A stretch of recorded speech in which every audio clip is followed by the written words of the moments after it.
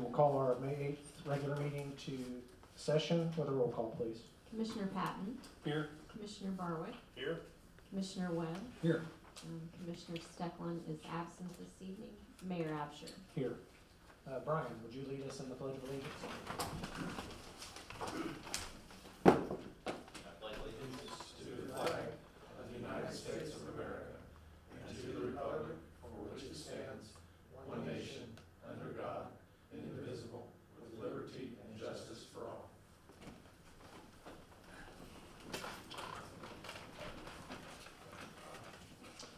Okay, item 3 on the agenda is our public comments, audience to visitors. Anybody like to address the council tonight? Carmen, you want to address the council? Are you speaking? No, I don't need to address them. I Okay. gave a flyer, Yep, we got it. but I'm just You here. want to talk about it right now? Or you want Jim to talk about it right now? Or at the end of the meeting? We'll talk about it both. Go ahead, tell them what this is. Yeah, this is a fundraiser announcement, and I'll read through it as Carmen comes up. Whew, y'all just want me to walk on this foot, don't you? You don't have to.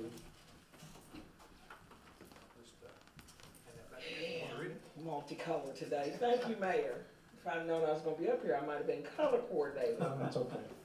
So, we got our second annual Black and Gold Motown Party, Connect 360.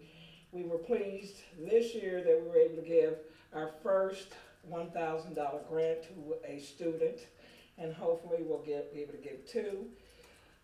You'll see these all over. This time we got the J sound, and all it is Motown music for those of you who are old enough to be able to appreciate it. I'm not looking at you, Cody. Anyway, tickets, if you want individual, 40 each, and 200 for a table of 6.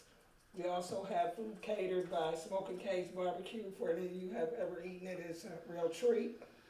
And we'll have a cash bar there. And we'll also be giving away, have a silent auction. Now, last year we had NFL shirts autographed, given away, and some of my artiste work, and a few other items. So this year I hope we'll have a lot of other interesting things to give away. But if you'd like, you can always donate something for the silent auction. And that's about it. Did you say it's a different band than last year? Is it a What? different band than last Yes, year? it's a different band. Music was fantastic last year. Yes, but it wasn't all Motown. But we try to spread the wealth, so, you know, a little variety. Okay. What's the date again, Carmen? The date is, June the 3rd, 2003, 6 to 10 p.m. But I will leave this flyer here. And if you can, please come. If you can't, please donate. Thank you. Anybody else? Okay, before we go on to item number 4, I want to address something that happened over the weekend during this section. Just simply, I guess the proper order would be to do it under miscellaneous, but I want to do it during this section. There's an incident that happened at the library over the weekend with a comic book giveaway that is completely unacceptable. It's consumed some of last night and almost all of my day trying to figure out what happened. I still haven't been able to talk to all the people that I want to. They were unavailable to me. And I will say that at this point, I think it was a mistake on somebody's part, but I believe it was a colossal mistake that is unacceptable. I'm embarrassed. I'm mortified. And I'm angry. And I'm not going to make a decision when I'm embarrassed, mortified, and angry. And nor am I going to make a decision until the library board has had a chance to weigh in on this, and they've got a meeting this evening, and I'm quite certain this will be on their agenda, and until I can talk to the rest of the people. But this is a department that's under my commissionership, and I apologize to all of you, and I apologize to the city of Marion. This is not what we're about. it's never going to happen again. And we need to take a whole lot more care before we hand out materials like this. We shouldn't even have materials like this anywhere near the front door of that library. And so help me God, we never will again. So I hope you accept my apology. Item number 4 on the agenda is an opportunity for the public to comment on and our opportunity to present a grant opportunity the city has, and I think all cities and counties, all governmental bodies have in the state of Illinois. Jennifer Olson read over the grant request for information, or I can't remember off the top of my head what NOFO stands for. Notice of a funding opportunity, right? Yes. So I'll just leave it at that and let Jennifer present this. You guys should have an updated copy of this, which was updated, I believe, even late this afternoon. Not materially, but have you got this? Has everybody got this? Okay. I will show pictures for the camera as best as I can. Or do you want to grab this? I'll get it later. Okay. We will have this, we'll put this on our website too, so that people can, even though if there's nobody here to comment on this tonight, this is part of the process, is to allow the public to comment. So anybody's welcome to call me, Jennifer, or Cody with comments after the fact. So anyway, Jennifer, go ahead, please. Okay, so the Department of Commerce and Economic Opportunity, known as DCEO, has a grant out to promote economic development in the communities that were impacted by a closure or reduced operation in a fossil fuel plant. The City of Marion progressed through Phase 1 to receive an Energy Transition Community Grant of up to $57,029. In Phase 2, which is required, applicants who have received a funding allocation are required to undergo a stakeholder engagement process and prepare a project narrative and budget, which includes specifics on their intended use of the funds. Grant funds must address the economic and social impact on the community. Our project meets 3 of the approved funding categories. The first being the category of public infrastructure investment, including transportation and public facilities. The second being approved use, marketing, and other investment to boost tourism, recreation, and business development opportunities. 3, downtown commercial redevelopment, including investment to enhance public space. So that's their guidelines. And with that, we are proposing signage improvements in 4 categories. These are all primarily in the downtown area where significant investments have been made to date. These will all be implemented in-house with the help of streets and other departments. So category 1 is information and event signage. So this is a freestanding sign that is weatherproof that we can project posters and other information on. We're requesting 2 of them, one to be located along the pump house on Tower Square and one in front of the new City Hall. Category 2, parking signs. The public has a misperception that the city has limited downtown parking. The most visually apparent parking is around Tower Square Plaza, which is 53 regular parking stalls and 8 accessible stalls. These are the busiest and the most challenging to enter and exit. The city seeks to place signage throughout the other city lots, identifying the 600 plus free city parking stalls within 2 blocks of the square. These would be solar lit pylons with our logo and the wording free parking. The third category is traffic calming and shared route markings for bicycles. So the city recently completed a bicycle plan, and we currently do not have funding for full implementation of the recommendations of the study. This would give us a head start on implementing the bike plan. The elements would include pavement markings, marking shared and calm streets, and street signs. What we're buying is blanks and poles and whatnot to produce those in-house. And category 4 is directional signs for assets including city facilities. Our city facility signs are somewhat inconsistent And while many of our residents may know about our city facilities, we'd like to make some improvements to the signage to welcome our guests and visitors. So weaving back into the language of DCEO, this proposed investment will enhance public space in our downtown to boost tourism and recreation while creating and supporting business development opportunities. Drawing visitors through tourism and recreation brings prospective residents to our city. Additionally, supporting small businesses creates a diversification that further protects us and our economy from the shocks of events such as closures. Furthermore, improving and promoting public facilities and transportation options create a quality of place. This contributes to building a community where people want to live. And then the full circle is complete. When we increase population, we are able to provide a larger workforce to fulfill employment opportunities created by these successful businesses. Okay. I think the previous version had the pictures in it. Yes. For those of us up here that just look at pictures on the menu, don't read. I don't know if, I don't think the camera will be able to see this stuff, but do you guys all have pictures in your? Yes. Packet? I don't know how I ended up without it. Okay. You guys have questions on this stuff?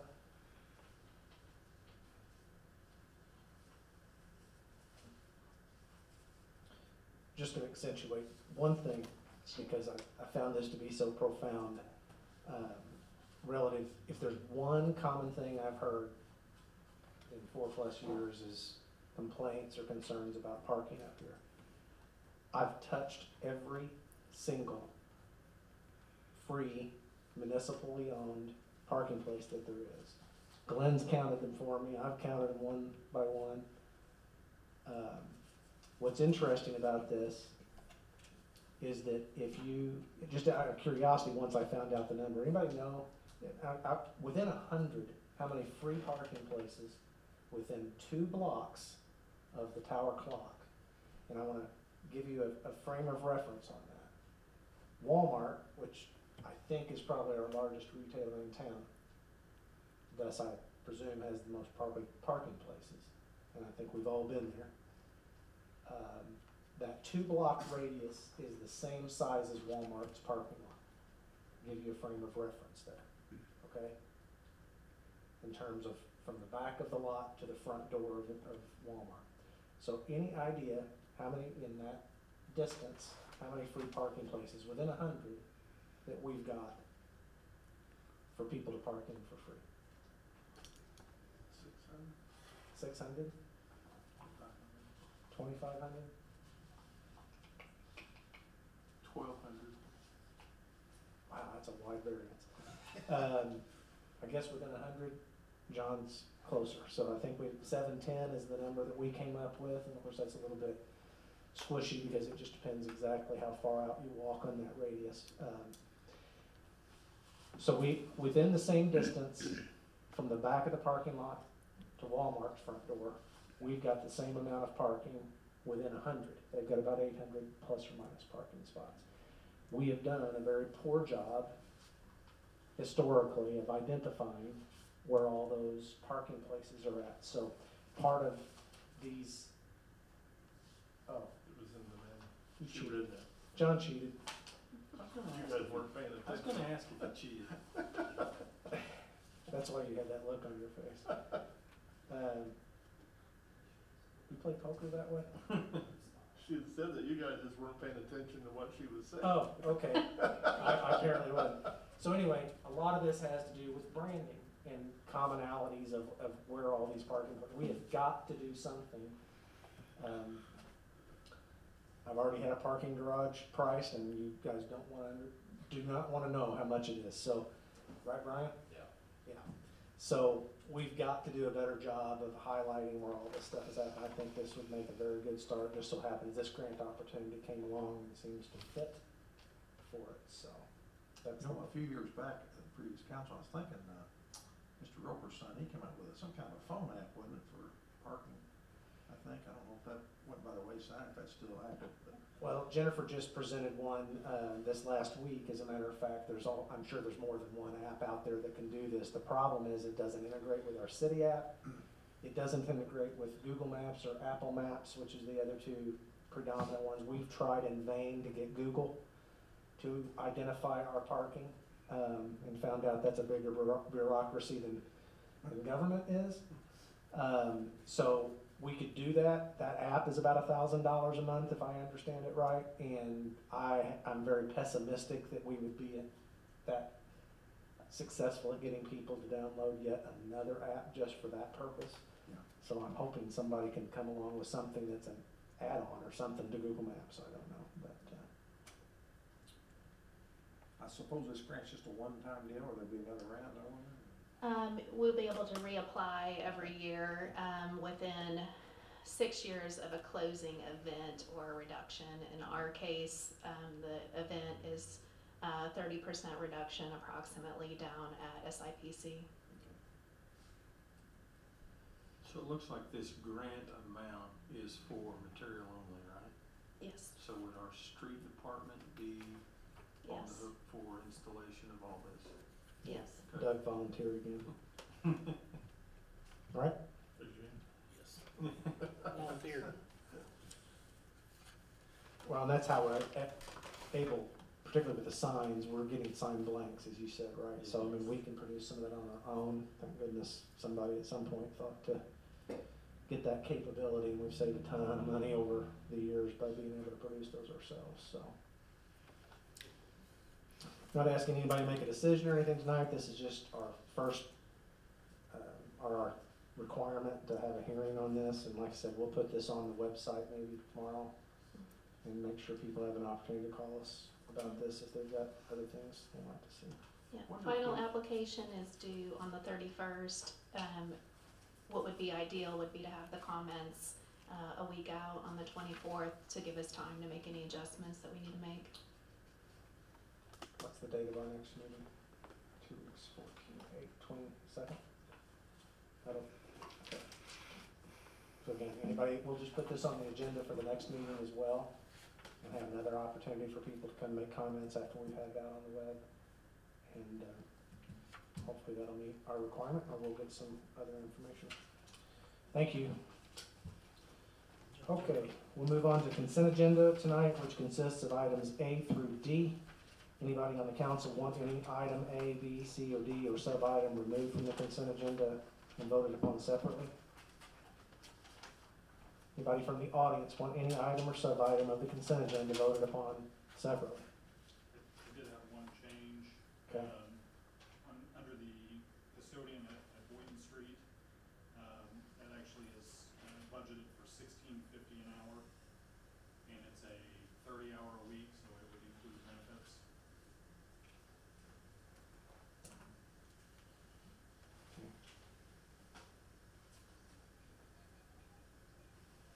From where, Boynton Street? Item B3, Boynton Street Community Center, second from the bottom on page 1. Is this person replacing someone that has left? Yeah, we've been. Sure.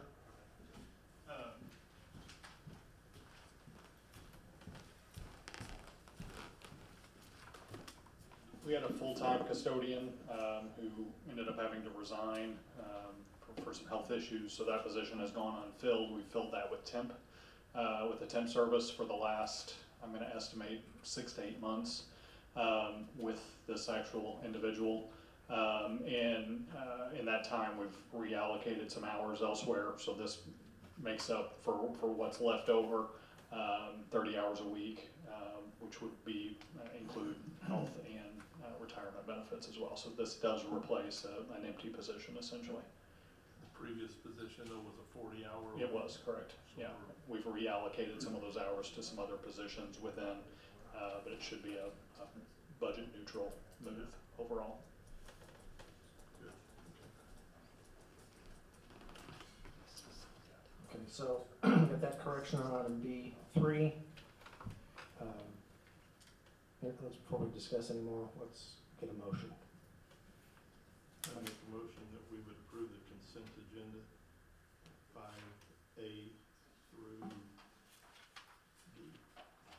Second. Okay, any other discussion on any of these items? Roll call, please. Commissioner Patton, Yay. Commissioner Barwick, Yay. Commissioner Webb, Yay. Mayor Absher. All right, new business item 6, street department. Commissioner Webb? Yes, I would make a motion to approve an engineering agreement with Warner Schifrin for the annual street resurfacing program.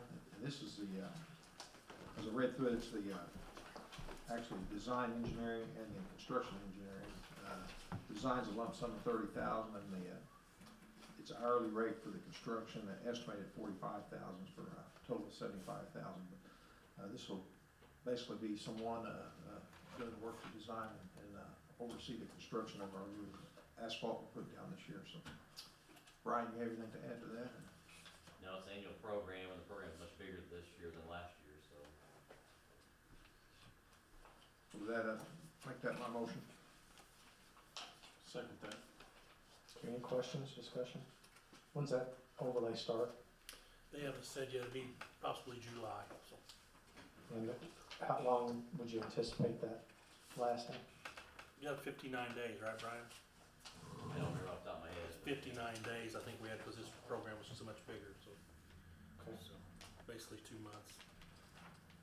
Any other questions? Roll call, please. Commissioner Patton, Yay. Commissioner Barwick, Yay. Commissioner Webb, Yay. Mayor Absher. Yay. Item 7A, Brent, do you wanna talk to us about this tractor?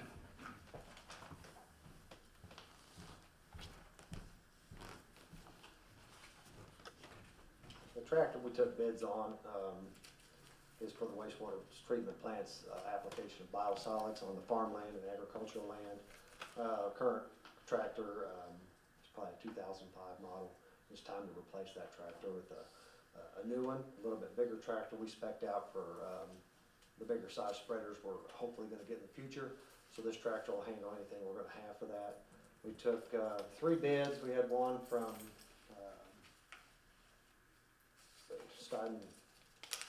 excuse me if I get that name wrong, S&N Partners, Steinwicker Novi. They had a bid for $131,000.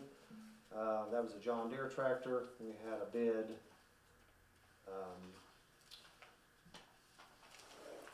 from H&R AgriPower. I believe that was for a Kubota tractor, $133,000. And then we had a bid from M&S Implement. That was for a Ford tractor, and their bid came in at $119,200, or New Holland tractor rather. All the specifications were met by the New Holland tractor, so I'm recommending at that price and the specs being met that we approve that for the purchase of this tractor. It's a budgeted item. We've been trying to actually buy this tractor for a few years, and it keeps getting taken off the table with other things coming up, but it's time to replace that tractor and get a new one. How many horsepower is it? It's about a 150 horse tractor. It's a big tractor. And we actually went with a little heavier tractor this time. The Kubota that we have probably weighs about 8,500 pounds. These are 12,000 to 13,000 pounds. The load they're carrying, it just kind of requires that for safety. What are we doing with the existing tractor? The existing tractor we're going to keep. We hope to keep it in rotation with the current spreader, just to have a faster application of this sludge on the farm fields, because we're really running into a storage problem with this. We're having to spend a lot of money taking this to the landfill right now. If we can get the sludge out of the building and spread it faster, we'll probably reduce some of the landfill costs. So we're going to keep that tractor. We had in the past thought about trading that in. I think they were only going to give us about $20,000 for that tractor. The tractor can be used for other things in the meantime, but we would like to keep that as a backup and then as an addition to this tractor for future spreading. So you take our waste, if you will, Yeah. biosolids, and we distribute it to local area farmers? Yes. And how's that process done? They call in? Well, we usually seek after these people. We've had different people over the years. They go through periods where they want to accept the sludge and they don't for whatever reason. So we have multiple sites right now. We have a storage building at the treatment plant that we can store it. And typically storing it is really only a problem in the wintertime when there's a lot of wet weather.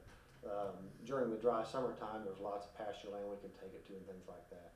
But during the wintertime, it becomes an issue. We have very limited time we can get it to the pasture land. We've had some good strip areas before where there's good haul roads. It was easier to get it into, but currently we've lost some of those sites, so we're struggling to get the sludge applied. This is going to help with that, quite a bit. The whole process of seeking out land is complicated. And the landfill is kind of like the last ditch effort. If we're completely overloaded, we have to go somewhere with it. So, we're working on that too, just to try to eliminate the landfill costs. Can it go on row crop too, or just Yeah. pasture? Yeah, the pasture's good because a lot of times the hayfields can accept it all summer. The agricultural land, the row crops, very limited time. We were fortunate to have I want to call him a customer that was able to pretty much empty out the entire barn. We got it on about 80 acres during that short dry spell we just had. So the pasture application of it is definitely a benefit in getting the sludge out of the buildings down there at the plant. So do we take it to the farmer and just dump it, or do we spread it? How does that work? Well, there's some regulations with the EPA that they don't want it stored on site for more than 2 weeks. So we try to load up enough to start spreading it and then continue to haul to the person spreading it, just, so we minimize the on-site storage and get it on the fields and get it disked in and whatever kind of application they want to do with it. Get it on the fields so it's not a nuisance, to the neighbors.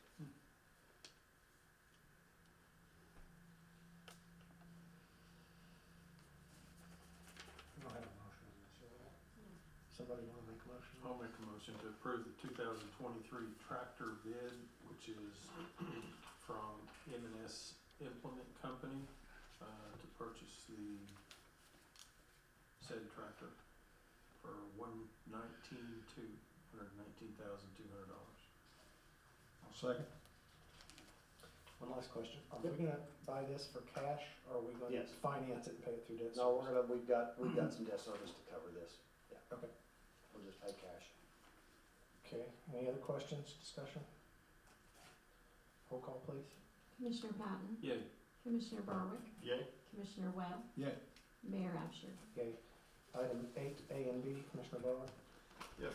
First, I'd like to make a motion we would approve the recommendation of Chief Fitz and myself to purchase a vehicle. It's a budgeted item out of the drug fund in the amount of $39,186.26. And Chief Fitz has answers if you have any questions. We try not to promote what type of vehicle this is and where it is publicly because it's going to be used in drug investigations undercover. I'll second that. Was that a motion? Or? That was a motion. Yeah, I'll second. Any questions of the chief on this? Or Commissioner Bowen? What's lead time on getting one now? Is it? As soon, if you gentlemen vote yes, as soon as Mr. Hale can get us the check, it's ready for us. Oh, okay. Good. So hopefully we'll have it this week.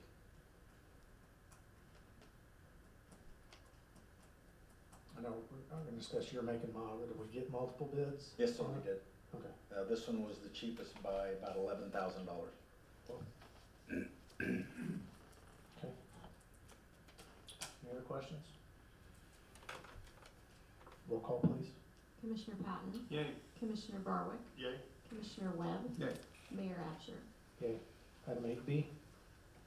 I'd like to make a motion to approve the replacement of 2 VRF modules from HSG Mechanical. A little update on what this is. At the police department, the heating and air conditioning system, I'm not real familiar with it. It's not like a residential type unit. This is a commercial unit. And there are 2 units, 2 modules that control the west half of the building.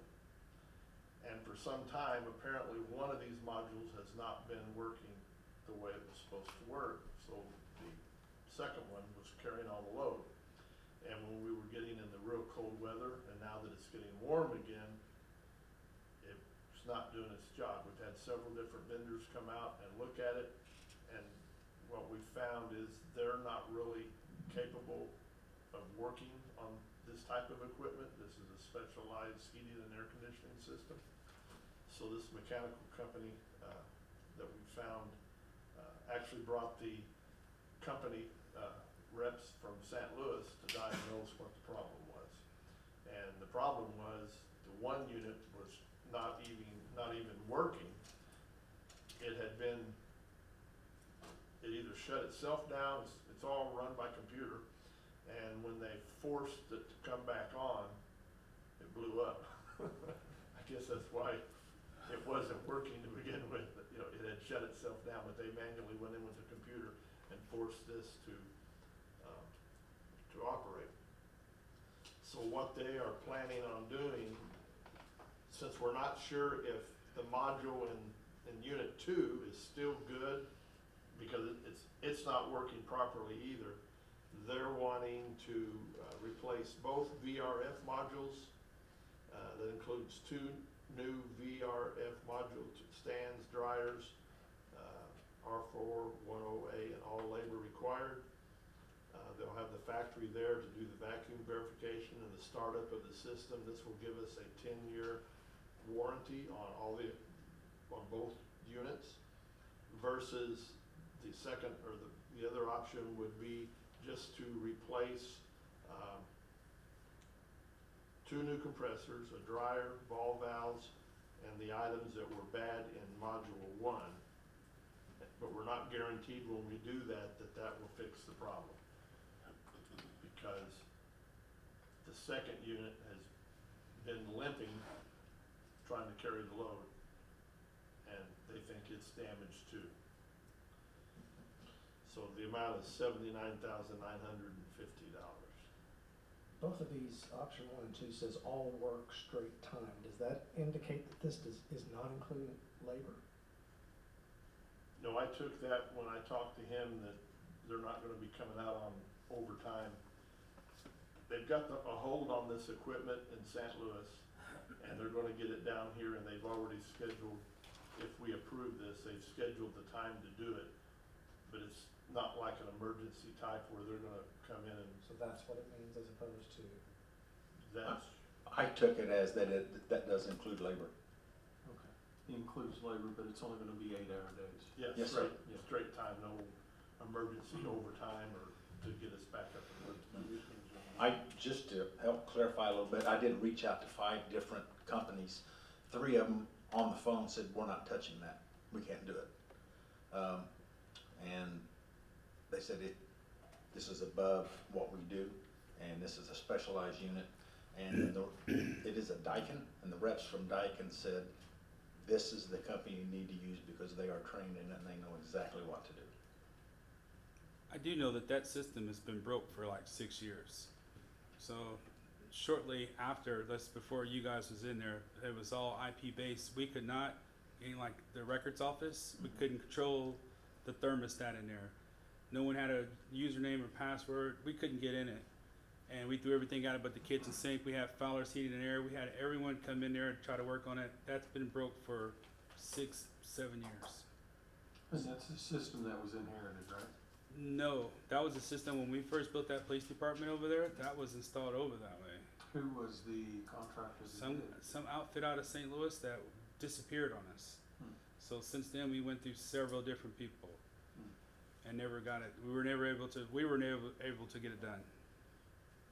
According to Tony of HSG Mechanical, he has no idea how long the one unit hasn't been working properly. Apparently 6 years. Yeah, I've been made aware of it. I've worked on it several times. We've gone over there plenty of times and looked at that unit, and it needs to be replaced.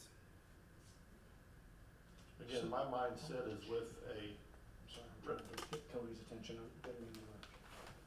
How much did we have set aside in the capital funds for police department? Or uncommitted? Do you recall off the top of your head? Can you get into Questic and look? Go ahead. I'm sorry. say that. I'm sorry. So this, Oh, go ahead, sorry. my mind kept going back to a residential type air conditioning system or a heat pump. That's not what. No. And that's not what this is at all. I mean, on a residential, you've got two lines going out to the compressor, high pressure and a lower pressure line. This has multiple lines coming in, going to multiple different, each room is kind of like a mini split. You can set the thermostat to one temperature, and if it needs heat, it will apply heat. If it needs air conditioning, There are multiple thermostats in our building that certain people are fortunate to be able to control their own temperature. to tell you how critical this is, That's right. Tony, when he came out, and the company from St. Louis, when their reps came out, they had a diagram of where, I think it was Basingers, that drew up the schematics of the piping for this.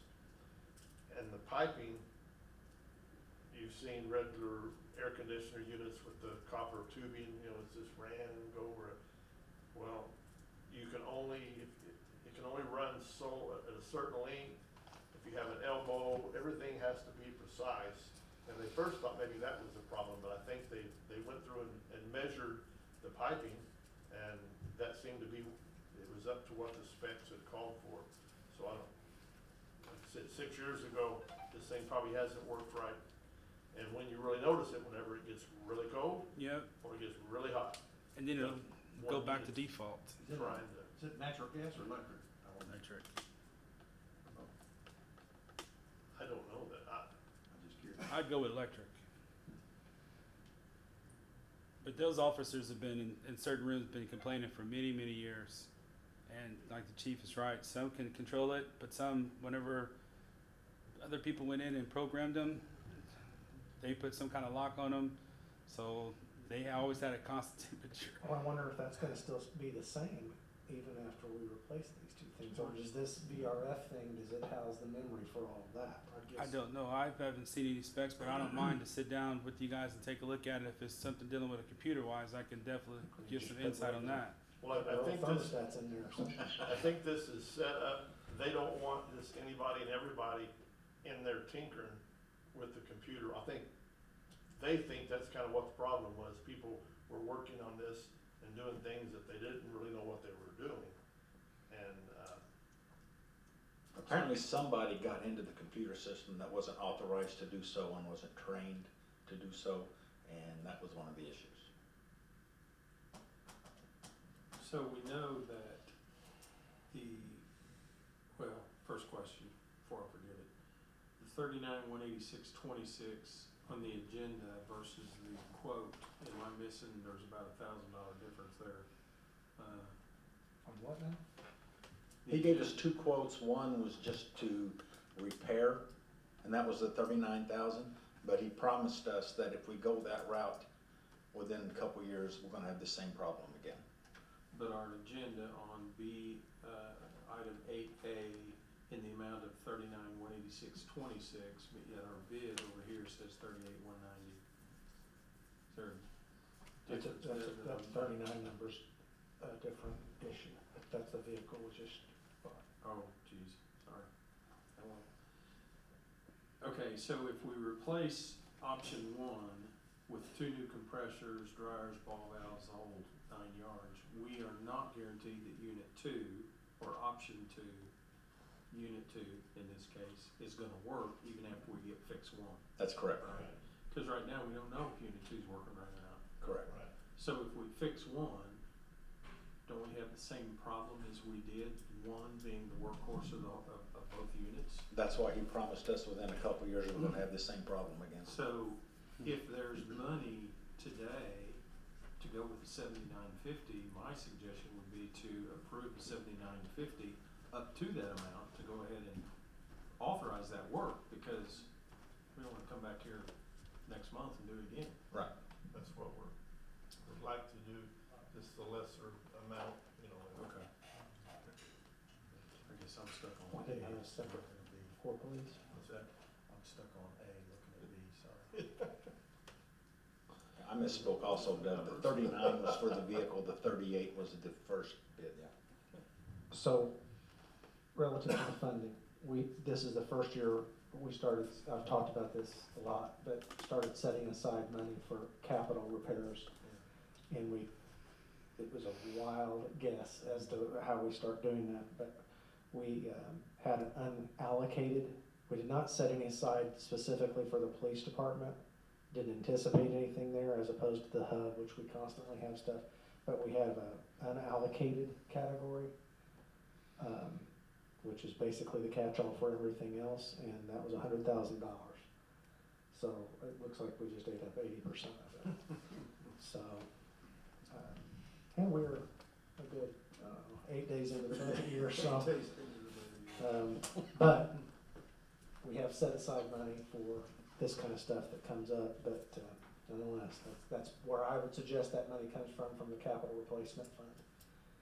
But nothing else can break in your building, or cars, or anything. We just had a radiator blue as I was walking in the door tonight, so. But the new cars haven't came yet, so. Everybody on the west side of the building thanks you. I offered to buy everybody fans, personalized fans, but that didn't seem to go over too well. The rest of that building's in pretty good You shape. can isn't afford it? it, I mean, Yeah, that's what I was talking about. You know, Jim, it really I is. see what you're saying. The only issue is we're starting to grow out of it, but really? other than that, the building, I think, is pretty good. But the problem too is that there's no windows that you can open to even get any airflow. I mean, it's like a cracker box. It gets hot in there. I'm not asking for, quit looking at me like that, sir. I'm not asking for a new building yet. How much will $20,000 bill? How much? Not much. Yeah, we've talked in the past about, at some point, planning for a different dispatch Yes. setup, and then you guys can use that area. Would that, if dispatch was housed in a different or new, let's say, I mean, is that still your thinking? Is that would? I fully expect at some point we will become the 911 hub for all of Southern Illinois. Yeah. And if that's the case, we're gonna have to get something bigger for dispatch, yes. Cross that bridge when we get forced onto it, I suppose. But, Yes. okay, did you make a motion on that? I think I did. Did you make a motion? I didn't have it, but Yeah, read it explicitly with the amount, please. And say. So are we in agreement with the option number? I don't see that we had any choice. I mean, it Yeah, I'm seems fine with it. I mean, Okay. twice as much, but if there's any chance that we end up right back in this spot, we'd be sorry. I'd make a motion that we would approve the replacement of 2 VRF modules from HSG Mechanical with option number 2 in the amount of $79,950. I'll second that. And just to clarify that our intent is to use that from the capital replacement fund money. Yes. You know, allocated line so that Steve knows exactly where it's coming from. Okay, any other questions? HSG, so that's the St. Louis company, or is that a local company? They're local. So we're subbing out, or using, That's correct. that's what I thought, okay. HSG is working directly with the manufacturer of our unit. Are they a dealer for this, HSG? Are they a dealer? I mean, do they, No, they don't install this stuff they brand new? don't. What did you But they say know the how to brand work on is? Daikin? Daikin, Daikin? D-A-I-K-I-N. Okay.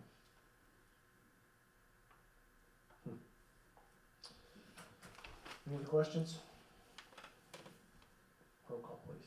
Commissioner Patton, Yeah. Commissioner Barwick, Yay? Commissioner Webb, Yay. Mayor Absher. Yay. Okay, Cody wants to talk to us about, and we need to make some decisions on the TIF 1 residential rehabilitation grants. It's got an explanation in your packet, but I want us to talk through this and figure out what the fairest thing to do for everybody is, because this is kind of an unintended situation. We didn't know what we didn't know going into this thing, and obviously our intentions were whole to provide these grants for homeowners within this area. We didn't explicitly say, we said, tried to say owner occupied, or the renter could apply on behalf and get permission from the landlord sort of scenario. But I've received several applications from rental management companies, all for single family homes. So we're not talking multifamily structures that they're intending on improving. these are single-family homes within this neighborhood, that they're, attempting to, get these grant dollars on. One of the issues is, in total, they add up to about $50,000 worth of applications, spread across these three companies. I'm really torn on what to do here. I mean, these are all properties that need improvement. Not gonna deny that fact at all. And if that's what our goal is, then maybe this isn't an issue. I just don't know that it was ever contemplated that way. So, in addition to these listed in your packet, these are all owner-occupied that have applied for these funds. I need some guidance on what to do with these other 11 applications that meet all the criteria, but could be considered a commercial enterprise. I don't know, and maybe I'm making an issue out of it. It shouldn't be. I don't know. I just want to do what's fair for everyone in this situation. So I need your guidance. Well, first of all, my opinion is this. I think we should, and again, this is my opinion, I think we should reserve that money for homeowners. Okay. Plain and simple, that's my opinion. Okay. I just think the intent, or our intent, or at least my intent, was it would be money set aside to help homeowners rehab a little bit. Not saying that some of these other places that the rental management companies have could not use a facelift as well, but I would think that we would want to wait.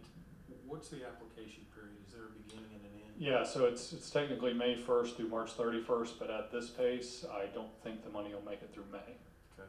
From the homeowner standpoint, which is great. That's what we wanted. I wish, and next year we'll have more money to set aside for this, but this is just our first year of it, and we had $200,000 to set aside. That would be my opinion on it. I just feel like we need to keep this money set aside for single-family residences that are owned by the property owners and not rental property. That's my Okay. opinion. I think I agree with Doug. I think this should be for homeowners, not for a business or a company that's in business, to make money. I think we should hold this to help out homeowner. Okay. Yeah, I agree. I mean, it's, county can subsidize a for-profit business, Yeah. but And we could always enter into TIF agreements with these folks and they could, That's gonna be in the next comment. I mean, they could make these improvements, and assuming their taxes go up, we could rebate this money back to them. I don't know that it would end up being $5,000 worth, but it's still possible. I think there's other avenues that the commercial owner has, Yeah. that maybe the residential owner does not have. And even if we get to the end, we may have 10 more, then the light switch shut off. Yeah. I don't know. Yeah. If there's money left over, and maybe we can revisit it at that time. I just think we ought to reserve this for homeowners, my Okay. opinion. Fair enough.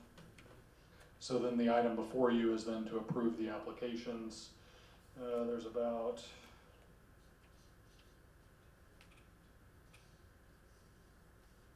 25 or so before you today. They're all approved. They all had, my recommendation is to approve them. They all had everything that I asked for in the application. Taxes are current, had an estimate of what the work was to be done, and had all the, like I said, all the application materials. So that's the item before you now then. I have a question. I've been meaning to ask you this all Yeah. day. It occurred to me when I was reading through all this over the weekend. Are we asking for before and after? I know we've got before Yeah. pictures. Are we gonna get after pictures Yes, too? absolutely. Okay, that'd be, Yeah. I almost wish we'd have gone out and it'd have been expensive, but almost made a video of this or something. This is working. Yeah, I mean, Really well. it's been immensely popular so far, so. So the list is all residential. Yes, that's all single-family owner occupied, and that's what I have since the last council meeting. That is not inclusive of 2 or 3 others that I received today. I felt like since I didn't include those in your packet, that those wouldn't be considered, but if those were all approved as well, all had all of the application materials in order. I don't know. That information's not in front of you, I can hold that off until next meeting if you think So that's, it looks like there's 19 based on this list today, right? okay, I counted wrong. And then I think you approved an additional 10 or so last meeting, so. So our balance in that, providing we stay away from the 3 separate ones, is 94.4 roughly. 94.4 left after these are approved and counting the ones that were approved at last meeting. Gotcha. Correct. So we're over halfway through those funds. All right. Make sure I understand what the intent of the council based on your comments were.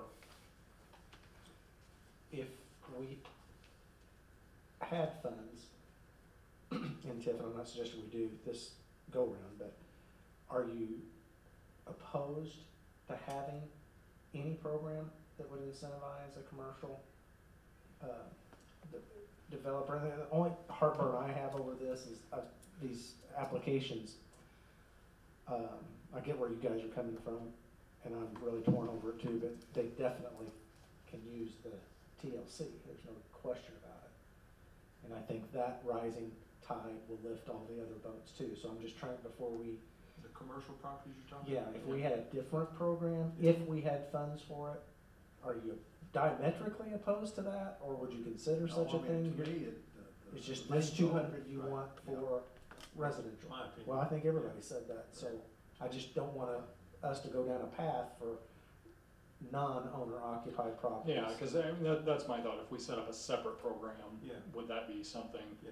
just for, you know, Sure. rental companies, landlords, I however you want can to? certainly look at that, yeah.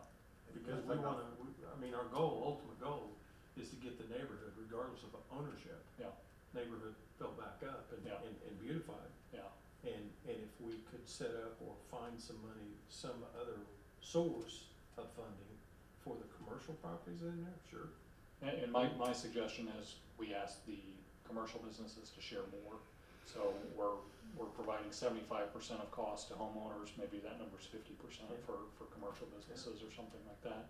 Make those dollars go a little further even as well, possibly. Another think thing I this- thought of is that, so many people have a home business anymore, too, so are they considered commercial or not? Well, but they're not, the home itself isn't for profit. It gets really murky, but I mean, the home itself isn't a for-profit. It's, I think the The primary use delineation is there is the- owner occupied or non-owner Yeah. occupied. Yeah. Uh, Yeah, if it's a home, if it's a house structure, but it's a business, it's a tax office or something, that wouldn't qualify in my opinion, that's a commercial business. But if I do taxes out of my back room and I sleep there and eat there and all that kind of stuff, I think that would qualify as, that's your home. Well, let us go back and look at the TIF funds. We did not, this 200 was roughly half of what we had Yeah, in this year's allotment for TIF, but we've had to tap it for the overlay program and things in that area because that bid was so much more than what it ever has been yeah, in the past. But can we go back and look at it more in detail and see if there's any, yeah, you know, if there's another, and we always wanna 50,000, leave, for example. or we always something. wanna leave some in there in case of an emergency that we need to tap into that money, but if we could scrape together another 50 or 75, would you guys be open to me getting that program rolling right away? Well, this being a new program, wanting to see how it works, I would hate for us to, for the money to be used up by a for-profit Yeah, company. yeah. And then a mom and pop wanting to do their, they were left out. Yeah, Again, down the road, we have another program, for the for-profit. yeah, I think we're talking about two separate things, like Yeah. this 200 for residential, Yeah. and then, like you said, if we've got it, and I don't know whether we will or not, but 50 or 75 for this commercial stuff. At the end of the day, if you're driving by, again, these aren't multifamily that these. no, these are homes on the corner that So. you don't know a rental company Somebody from, owns. right, somebody from the Yeah. curb's not gonna know the difference, and then Yeah. we're trying to lift Yeah. all the neighborhoods. Every house. So, And one qualifier could be a homestead exemption. Check and see if they have a homestead exemption on the property. Yeah, That'll answer your question real Yeah. quick right there. well, there's some properties that have homestead exemptions that shouldn't, Probably, yes. so I hate for that to be No. the only litmus test too. No, not at all. We At least can that's look, been my look experience into with it. that. Yeah. Look into that. Yeah. And well, I mean, these applications are, the the owner of the property is such and such rental company, or, yeah, I mean, they're pretty identifiable when it comes to that kind of stuff. Okay, I'll put that in the form of a motion to approve the list, the 19 residential TIF 1 rehabilitation grants totaling this round $105,552.14, right? Okay. No, this round No, is the, that's the total that's the total commit, allocated I'm so sorry, far. committed. I did not total that correctly. That's the total allocated to date if you approve these. I don't have a total of those Okay. 19. Okay. Well, All I right. can either add them up or, we don't have to have that, the list here is explicit. So I'll rephrase, just approve the list of residential TIF 1 rehabilitation grants as presented. I'll second.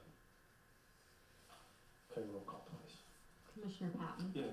Commissioner Barwick? Yay. Commissioner Webb? Yay. Mayor Absher? Okay, I'll ask for some help in this section since I got a bunch of stuff to read in public affairs, so I'll let you guys read these motions and if you don't mind. And 9. I make a motion to approve ordinance 3883, a residential TIF 1 redevelopment agreement with Mr. JECC LLC for 700 North Harper. Second. Any discussion?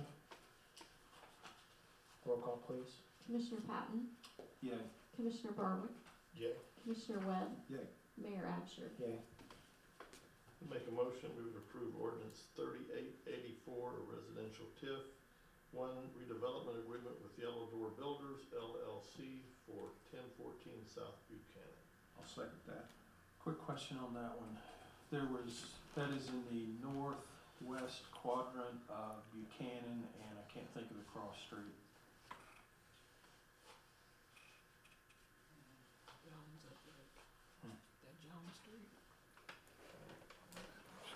It looked to me like, when I looked it up on a map, the house at 1014 did not look like the house at 1040. For some reason, the two didn't match. I wanted to make sure that we got the address right. As far as I know, I'll double check on the application and make sure that it was consistent. This would have been a new construction, so it might not appear correct on the map. It might have been a tear down and a new construction. So this is an empty lot currently. Well, the house may be constructed at this point. I don't know, but I'm just, the overview on the map may not be up to Okay. date is what I'm saying. Okay. Imaging may be Correct. earlier than what I'm looking at. What's the PIN number show? On the, I'm looking up the application here real quick.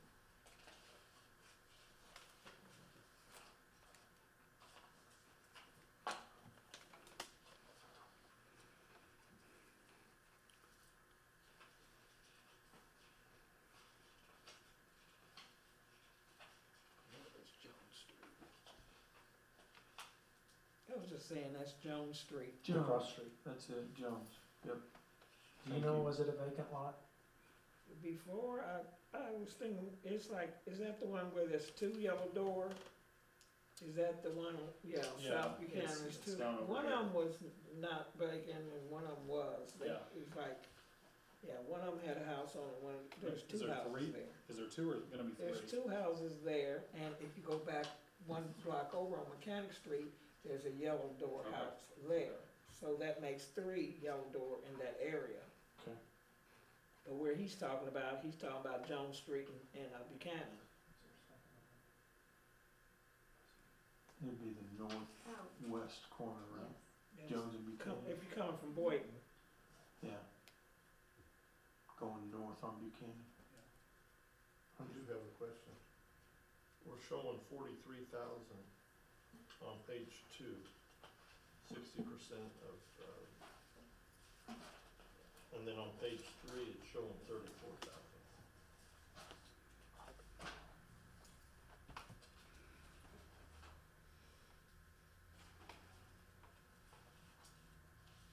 Got it. Where 34,000 is transposed, it should be 43,000. Attorney got that wrong. Okay. Wow. You beat Pat to that one. Yeah, Doug, I'm disappointed in you. You normally catch this stuff. That was my next comment. Okay, so page 3 should be corrected as noted to 43,000, both the literal and the number. You're sure 43 is correct, right? Yes, correct. If you refer to Exhibit 1 on page 12, that's got the math breakdown on it. Yes. it's on page 4 at 34,000 also. Yes. Page 3 is correct, page 4 is correct. Like Cody said, page 12 reflects the correct amount, I believe. Any other observations or corrections, questions? Roll call to pass that with the corrections noted. Commissioner Patton, Yay. Commissioner Barwick, Yay. Commissioner Webb, Yay. Mayor Absher. Yay. Item 9D.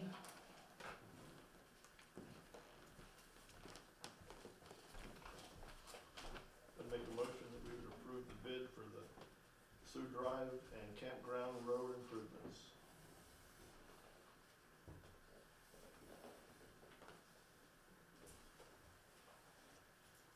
Is there a second? I'll Yes. second that. Any questions? Getting my bearings here. This is east of the Pavilion parking lot, correct? Yeah, see it is.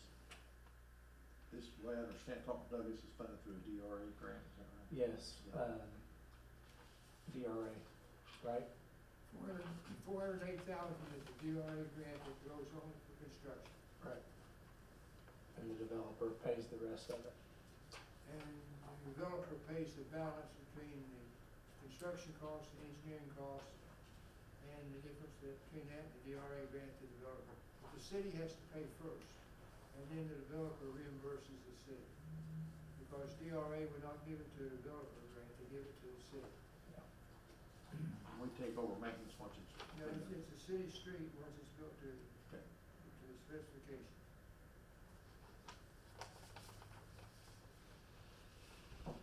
That also includes water and sewer extension to that campground area too. Okay. For both road, water, and sewer. Second on that. I'll second that motion. Is this road eventually gonna connect over with, Skyline, Skyline? Yeah. it's a part of it.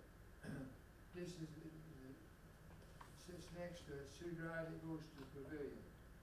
And there's about 500 or 600 feet in there of this road, then it turns and goes east for about 400 feet. But then that first 600 feet will be part of the extension that goes on north and west and intersects with Skyline. So this is like a two-phase project, phase 1, phase 2. It's just 2 lanes, not a center turn lane or anything, just a, That's center turn lane. is it? Okay. Good. Okay, any other questions? Roll call, please. Commissioner Patton, Yeah. Commissioner Barwick, Yay. Commissioner Webb, Yay. Mayor Absher. Yeah, I was looking for you. Okay, we got some technical issues with our hotel operator, hotel operator's occupation tax. I'll let Cody talk us through this. This actually was brought to our attention by a hotel owner. We've been aware of it for a little while, but the issue has been, we've been reliant on one of our audit companies that's doing, and has been doing some contingency audits for us to make sure all of our remitters are paying as they should be. This came up in their findings about 1.5 years ago. We've asked them to correct the issue, and it has not been corrected yet. So one of our local remitters brought this to our attention, so we had Wendy dig in and find the solution. So essentially there's 2 taxes that make up a hotel stay or a vacation rental stay in Marion. There's the bed tax, and then there's the hotel operator's occupation tax, 6% and 3% respectively. So the issue is the bed tax is collected by every entity, happy to do so. But the travel companies, the large travel companies, I'm talking the Travelocities, the Expedias, they only recognize that as the tax. They don't recognize the 3%, the hotel owner's occupation tax. They think that that should be collected at the time of service from the customer, and the hotels aren't going to do that, given that all the booking was done online. All they're doing is taking a credit card on site for incidental. So this fixes that loophole. This forces the hand of those companies to collect the full 9% on behalf of the hotel, and this allows us to enforce that action against them if they do not. Same explanation as for item B. Yeah, just different. clearing that language up, correct. So we're missing some funds. We have been. Okay. Yeah, we've been collecting 6% pretty consistently throughout. The 3% we've been missing out on. Okay, that's my motion to approve ordinance 3882, corrective and amending, corrective ordinance amending the city code relating to hotel operators' occupation tax. Second. Any questions? Are we sure the 9% is correct? For some reason, I was thinking it was 10. 9%, 6 and 3. Huh. I don't know if the county might levy 1%. I don't know. I'm not sure, but it's been 9% at least the last 4 years that I'm aware of. We've not made any changes to that. I was thinking we took a really hard look at that back when the hub was being built. If it's the same tax, I'm sure it is. Well, I think those changes might have been made at that time. Some of those changes might have been made at that time. The 3% portion of that, I think, is intended for tourism purposes by ordinance. That's how the council passed that ordinance whenever that tax was enacted. But I'm sorry, I don't know when that was enacted, but that's supposed to be siloed for tourism purposes. But I think they leveled or included the hub in that. It's been a while, yeah. Okay, there's a motion, a second. Any other questions? Roll call, please. Commissioner Patton? Yay. Commissioner Barwick? Yay. Commissioner Webb? Yay. Mayor Absher? Yay. Item 10B, similar explanation, similar issue, is a corrective ordinance. And that's my motion to approve ordinance 3885, amending the city code regarding taxation on bed and breakfasts and vacation rentals. Second that. Any questions on this? Roll call, please. Commissioner Patton? Yay. Commissioner Barwick? Yay. Commissioner Webb? Yay. And Mayor Absher? Yay. Item 10C, ask Brian Ziegler to come up and talk to us about this. As I understand it, so we've got a Illinois Transportation Enhancement. Correct. What's the P for? Program. Program? Okay. That has to do with, there's two acronyms there, plus STU. It's about plus or minus about $3 million worth of grants we got from the state in order to do the streetscape and repaving and everything around the square and off the square by about a block or two. Correct. In some occasions. But part of that is also replacement of the water line, which has been undersized and old as maybe this, not as old as the square itself, but pretty old. And so that larger project will probably not start till next spring at this point, if we're not exactly sure based on the bid letting and all that. Correct, so the city's paying for a portion of the project. Design and construction engineering was the city's portion because the project's bigger than those two funds. So what we end up doing, for the sake of time, is go ahead and bidding the water main portion that basically gets a new water main throughout underneath our improvements, one block off the square in 4 directions. The other one has to be bid through the state because of those funds, so that's gonna be on the August letting. And we're putting provisions in there that the water main contractor's gotta be out of their way or substantially out of their way before they do it. So yeah, our water main contractor, if we award it, can actually order his materials, which are taking a long time to get. So that'll all happen kind of this year, so probably spring is when the road contractor would take. But this is all part of that larger ITEP grant. It's not an expenditure of funds that we had not already planned on and budgeted for, so that's that explanation. So there's two parts to this, is a construction engineering agreement, that's item 10C with Horner Schifrin for the downtown ITEP project.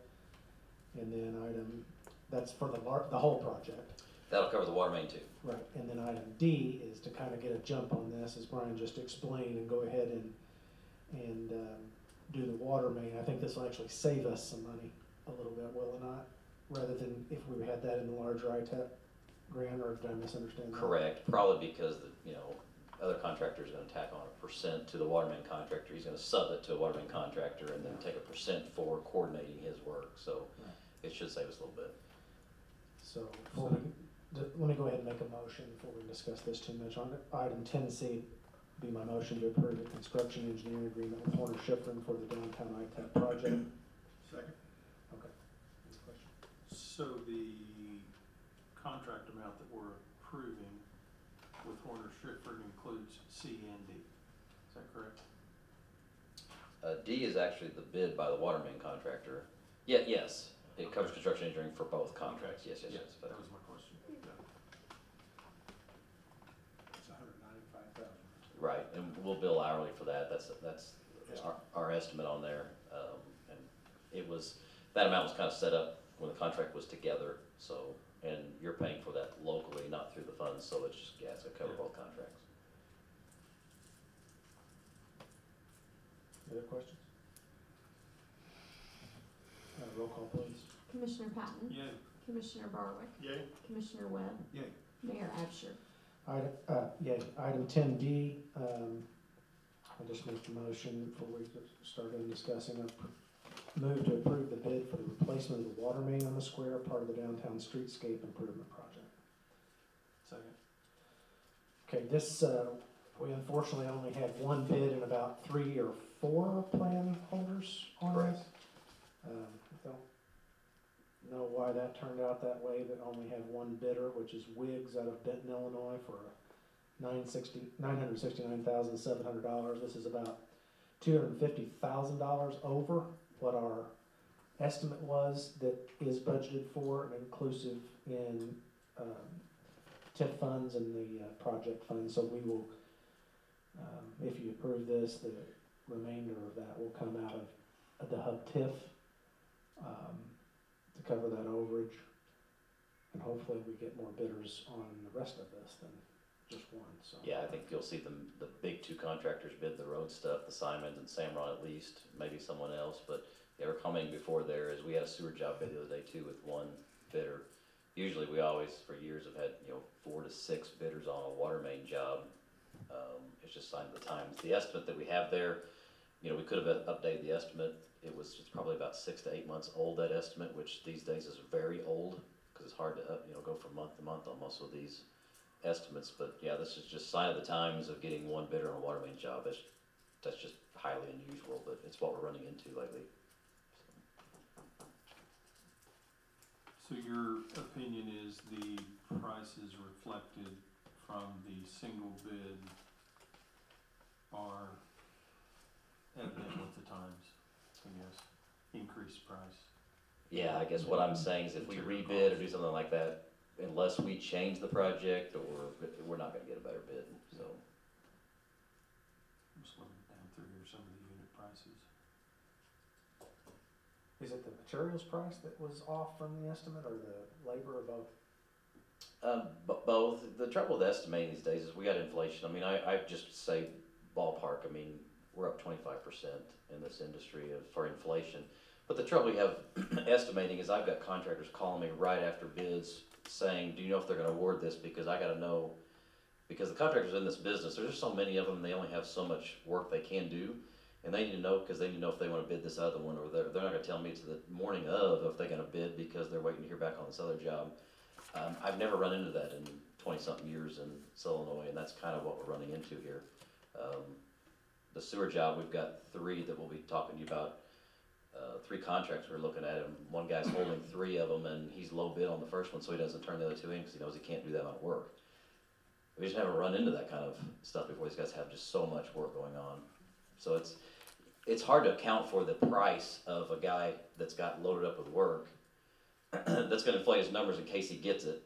that he'll prioritize his work based on that. And I think that's what we're running into. So that's just something I can't estimate even a week before the bid on what they're gonna turn in because of their workload.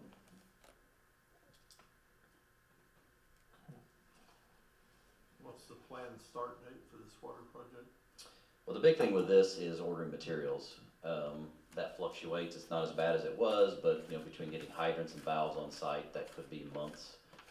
So I'm anticipating we award it now. If it's following kind of the norm, he's probably this fall, late summer, hopefully starting some of the work. And I think in this bid too, we did put some trench work to try to keep it from just being a rock trench until the road contractor shows up. You know, he's putting something down kind of in between to patch it, to kind of hold it in place. So hopefully that would be the case. Ideally, that'd be the case. It'd be mostly done through the winter, waiting for the road contractor, but it becomes part of availability. I've got a lot of vendors calling me, asking about jobs they're gonna go or not go and stuff like that. They're going and putting orders in because it's taking so long to get from their suppliers, you know, to a utility pipe type company. That they're go ahead and that they know they'll sell it because it's such a need. So it always depends on that. I've had some jobs held up because hydrants don't show up for 8 months, but they got the rest of the materials. So I don't want putting guarantees, I guess what I'm trying to say, but hopefully late summer this is starting. So I think we need a second. I'll second. Think we need one? Did anyone? No, he already seconded it. Okay, double second. I gotta keep better track of that. Any other questions? One question I had over the weekend from somebody, it's not really involved with this, but once this streetscape's done, there's no loss of parking, right? There's one question on, so generally no, that we may lose a spot on one over there by City Hall and one over here by Salvation Army, if I recall the plan right. The problem is when you park on the farthest one and people try to back out, which you have to, you're getting into the traffic that's merging onto the square at that point. It's a very, very dangerous situation. I watch it every day, each day. And you got the same thing over here. You're backing out of a 90-degree angle. So technically, we may lose 2, but we could gain 2 or 3, right? If where the alleys split, and this is yet to be determined. It makes me nervous, and I don't know exactly in each alley how many people use it. And I think that varies by the alleys, but we could, like, use an example here at John Brown's, where there's enough gap in between the 2 parking places, the interior corners, that we could make another parking place there. So we might lose 2, we might have 0. We gotta really dial in and look at what the impact of which merchants those affect. I can already hear the pushback now over blocking the alleys, but I think that's highly variable between how they're used. But the reality is nobody needs to be driving down these alleys anyway, because this one is a good example. People zoom up this alley and try to ingress onto the square. The wrong way. Yes. We have a lot of wrong way traffic on Yeah, this one here. it's blind if you end up coming up this alley and there just happens to be 2 bigger vehicles or trucks with long beds, and sometimes not even that much. If they don't pull up far enough, you cannot get through. Now we're forcing people to back down a very steep alley. It's kind of our square was designed in 1839. And it just doesn't work for today's traffic patterns very well in the parking. Model A's were a lot smaller than F-150s, I'll put it to you that way. You did describe some, if I remember correctly, the removable structures or pylons or whatever. Yes. We, for a festival or something, we wanted to close off A quarter of it at a time, and that's another issue. In the past, when we closed off the whole square for a nighttime event or something like that, that inevitably causes lots of yelling towards me, to be specific. And so each of the radii, if you will, the rounded part, where, again, the circle, the drive circle, is going to be still left as asphalt, albeit refinished or relaid, I guess, right, asphalt. We'll mill all that, do that. These corners will be paver treatments, and it'll have a little bit of a visual and physical lip to them. The parking will still be striped, but this will be brick, but we will have receptacles in the radiuses of that brick that, kind of like the bollards that are over here in lit in front of the Civic Center to keep people from driving up on the sidewalk. We'll have those that we'll be able to screw down in the pavement. And I think we're gonna have a, I don't know what you call that, little chain that goes across it, so you'll have the visual there too. But yes, we would, in theory, should the opportunity present itself, be able to close off 1/4 of the square at a time. The other major issue, which is yet to be determined, but the traffic experts are strongly, this one really scares me to death, recommending that we turn this into the roundabout traffic flow rather than a traffic circle, if that's even a thing. Which my understanding is in a roundabout, the interior does not yield, but the on-ramps and off-ramps yield. And that would be different than what it's been up here. But it would be consistent with every other roundabout everywhere, much less ours. And so that's yet to be determined. I've had some concerns with that one. But there's no question in my mind it would be more efficient in traffic flow. They've proven that to me. Nobody likes change, and to be honest, people don't do a great job of navigating what we got, much less something new. So Thank you. we'll have to figure that out. Okay, I forgot where we're at already. Ready to vote, please. First and a second? Yes. Okay, roll call, please. Commissioner Patton? Yay. Commissioner Barwick? Yay. Commissioner Webb? Yay. Mayor Absher? Okay, and that was 10B, right? Yes. Okay. Okay, item 10E, we had budgeted for, we've got our sign over here on the Civic Center has failed for a while. It's obsolete and old enough that we can't get replacement parts. So we've known that for a year and a half-ish, and so we budgeted for that, as well as a new electronic message board at Club 60 and one at Market Street Hall. We also have a donated sign, which is larger than the Club 60 and Market Street Hall signs that Boynton Street's going to be beneficiary of, that I think they're trying to decide on a design for the top part of it at this point, the board is. So, but anyway, we had requested bids and proposals. We got 3 from,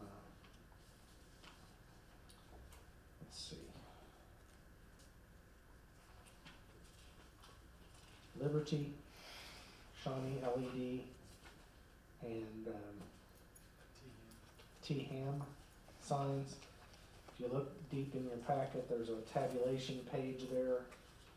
These were not bid apple to apple in terms of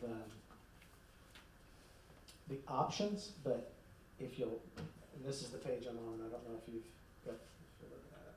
Yeah. Jim, you have this page?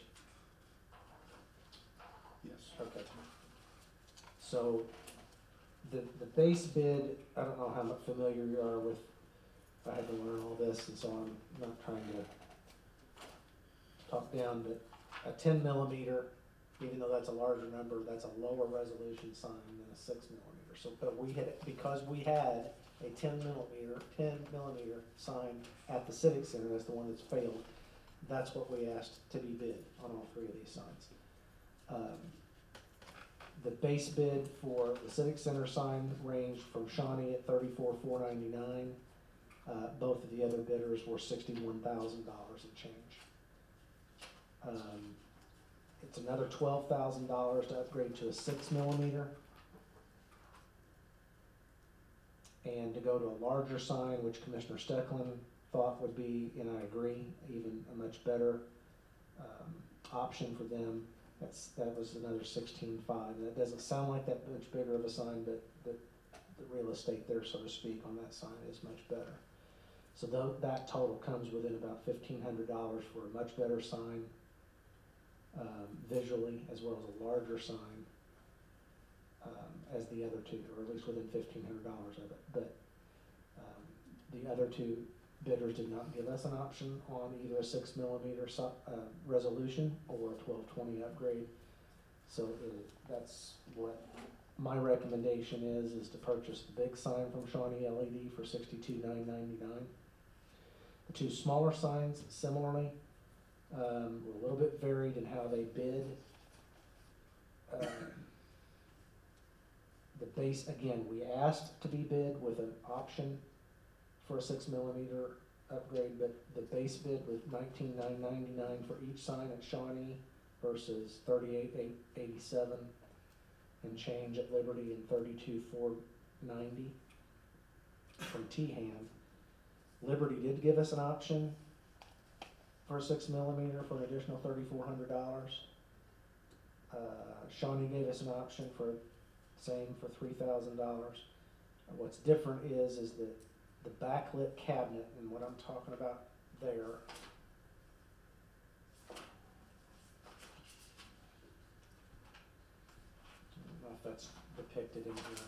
If you picture the display sign itself, this would be a cabinet above it that just has printed letters. It's backlit with LED lights that would just be whatever that facility is that identifies it with that logo. So probably in the case of Club 60, it would have whatever their Club 60 logo is, City of Marion logo, and that would display all the time. I think we'd want that option. And even with that, and then also, so if each of those signs would sit on a single pole that is then recessed into obviously the ground and encased with concrete. Those aren't very pretty.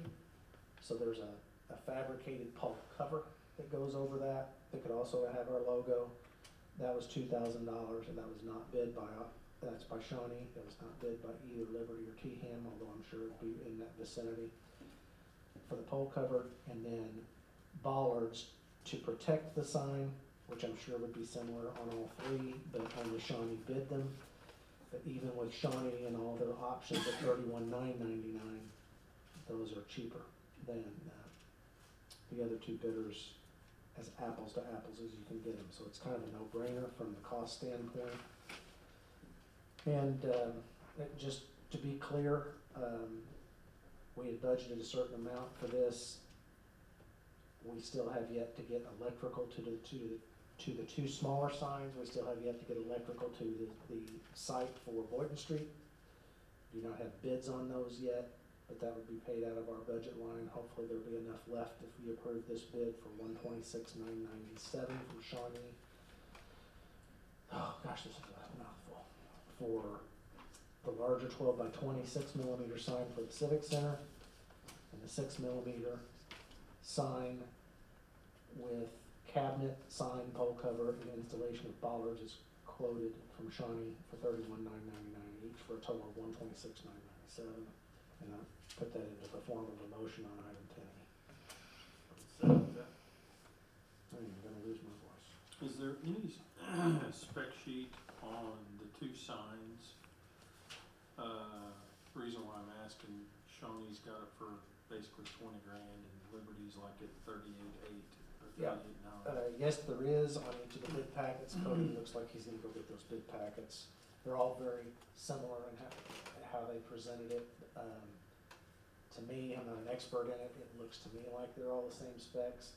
I believe that Shawnee, if you look at they kind of address this, they're working directly with the manufacturer of these LED signs.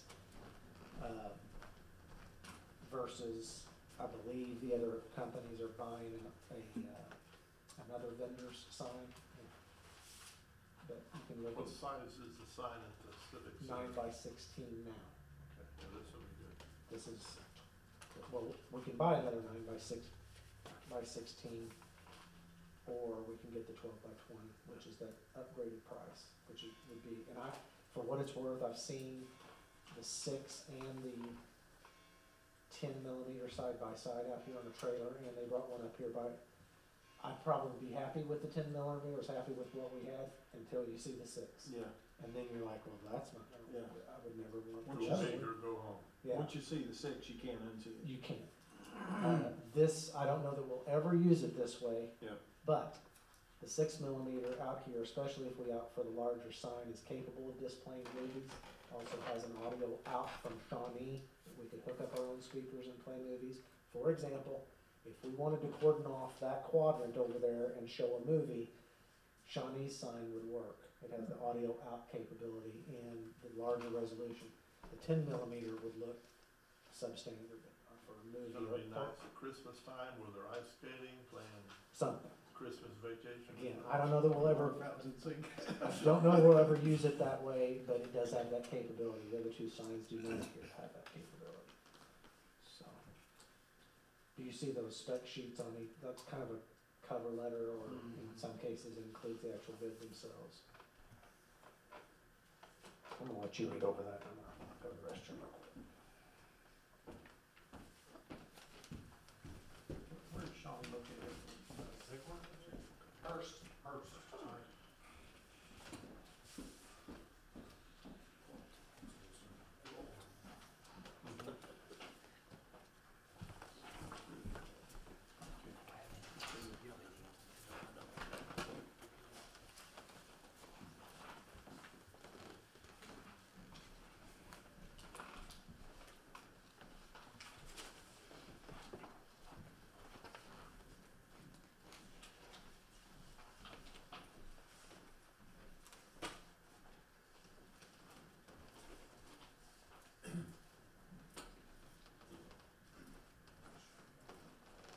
Now, on the senior citizen center, we got two spots. Oh, gotcha. Well, Simons, Sam Ron, and Marion Conley. there's good. Yeah, appreciate that. Do we know the height of these signs? I saw somebody had a diagram. There's 8.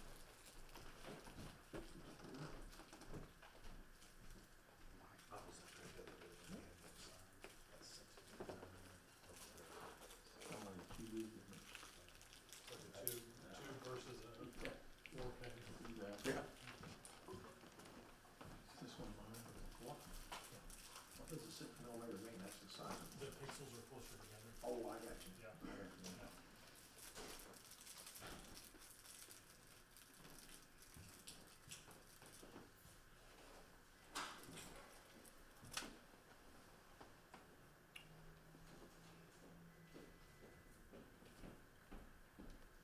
Is there enough room for that 12 by 20 that they're doing? What's the size now? 9 by 16. Yes. So it'll come a little more, windows will come a little bit.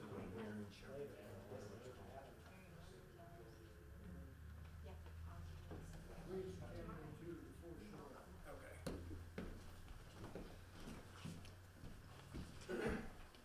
And that bid does include the removal of that sign.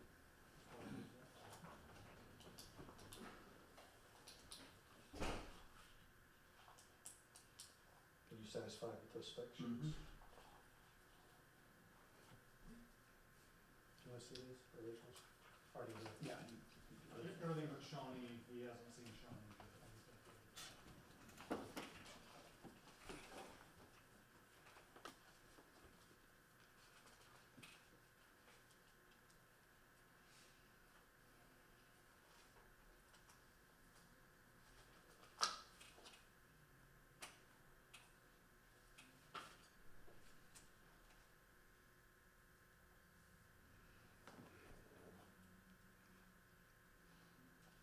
Yeah, see what happened to Jefferson School. We definitely need pipe bollards filled with concrete, maybe even explosives. The contemplation there is that they were airborne, so I'm not sure bollards would help. That's true. I was gonna say, true. There's a bench out front that they cleared. Really? So they were 36 inches in the air at impact. Think about that. Yeah. Think of the speed. Any other questions on this? Okay, roll call please. Commissioner Patton. Yay. Commissioner Barwick. Yay. Commissioner Webb. Yeah. Mayor Absher. Yay. Okay, item 11, Commissioner reports. Commissioner Webb, we'll start with you. Yeah, as far as streets go, we're right done with a very good-sized drainage project we've been doing on Prairie and Eisenhower. New sidewalks on Everett Street. They're working on drainage on Monroe and Stockton. Some ditching on Carter Street, and spring cleanup is officially over, so we had a lot of stuff, and was real successful, so everybody took advantage, a lot of people did take advantage of that, so appreciate everybody's efforts in that. So, cemetery, mowing, was gonna start trimming today, but with rain, we're holding off to tomorrow on that, and we had 14 burials at the cemetery in the month of April. That's all I have. Doug, anything? No, we, just finished out closing out the last year, or last FY and starting the new one. We've got our first round of checks out, so we're up and going. We're good. Mr. Burrow. I reported last meeting that 3 of our firefighters had graduated the academy, and we swore them in earlier in the week. And for the fire department, for the month of April, we had 12 100 series fire calls. We had 9 300 series rescue and EMS calls, 9 hazardous condition no fire, 12 service calls, 14 good intent calls, 25 activated alarms, for a total of 81 incidents for the month. Marion Police Department, we had 162 city ordinance violations, 372 criminal traffic citations, 14 warrant arrests, 441 incidents reported, 138 traffic accidents, and 2 DUIs. Dispatch calls for the month of April, 2,257.